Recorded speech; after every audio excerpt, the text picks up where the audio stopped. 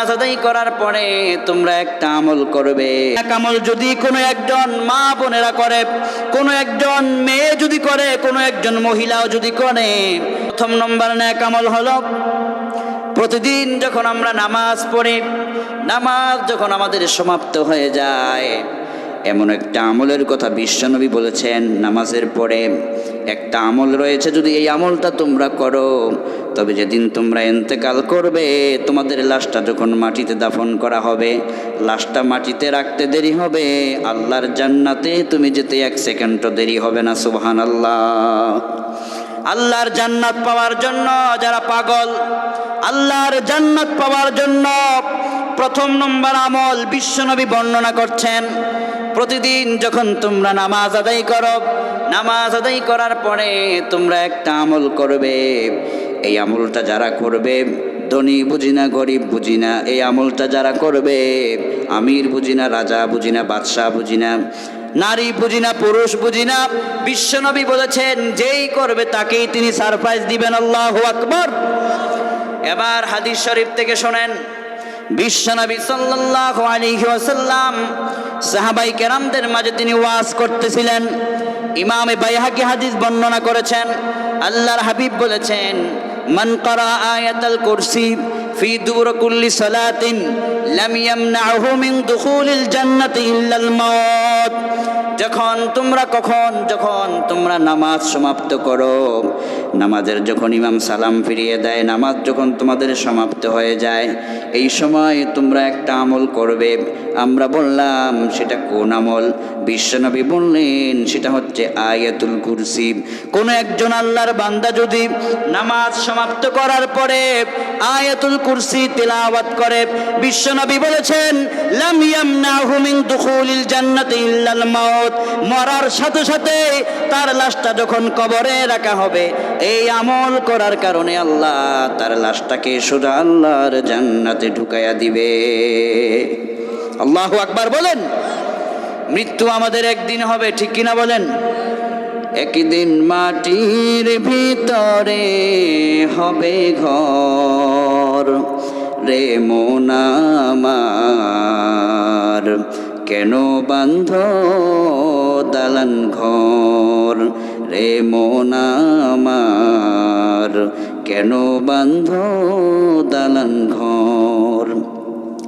একদিন মাটির ভিতরে হবে ঘর, রে মন আমার কেন বান্ধ দালান ঘর, রে মন আমার কেন বান্ধ দালান ঘর।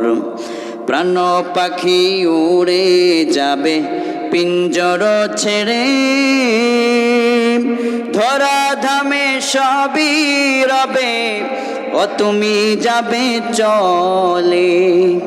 প্রাণ পাখি উড়ে যাবে পিঞ্জর ছেড়ে, ধরা ধামে সবই রবে, ও তুমি যাবে চলে। ও তোমার বন্ধু বান্ধব যত, মাতা পিতা দ্বারা শত, তোমার বন্ধু বান্ধব যত, মাতা পিতা দ্বারা শত, সকলেই হবে তোমার পর, রে মন আমার কেন বান্ধ দালান ঘর, রে মন আমার কেন বান্ধ দালান ঘর।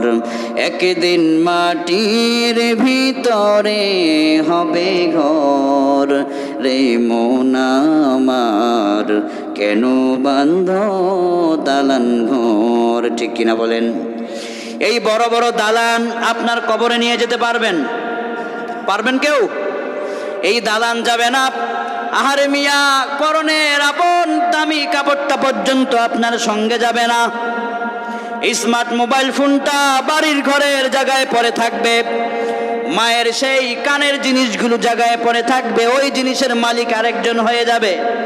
আপনার মোবাইলটার মালিক পর্যন্ত আরেকজন হয়ে যাবে। মায়েদের যেই পরনের দামি শাড়িটা, সেই শাড়ির মালিক আরেকজন হয়ে যাবে। যেই খাটের ভিতরে আপনি ঘুমাতেন সেই খাটটার মালিকও আরেকজন হয়ে যাবে। ঠিক কিনা বলেন? দুনিয়ার সবাই ভুলে যাবে, দুনিয়ার সবাই আপনাকে আমাকে ভুলে যাবে। এই জন্য বিশ্বনবী আমাদেরকে বারবার চেষ্টা করেছেন, কবরের জীবনটা তোমাদের সুন্দর হোক, কবরের জীবনটা তোমাদের ভালো হোক, কবরের জীবনটা তোমাদের সুন্দর হোক। কবরের জীবনটা সুন্দর করার জন্যে বিশ্বনবী বলেছেন, যখনই নামাজ সমাপ্ত হয়ে যায় তোমরা বেশি বেশি আয়াতুল কুরসি পড়ো। সুবহানাল্লাহ। আয়াতুল কুরসি আমরা পারি কি পারি না?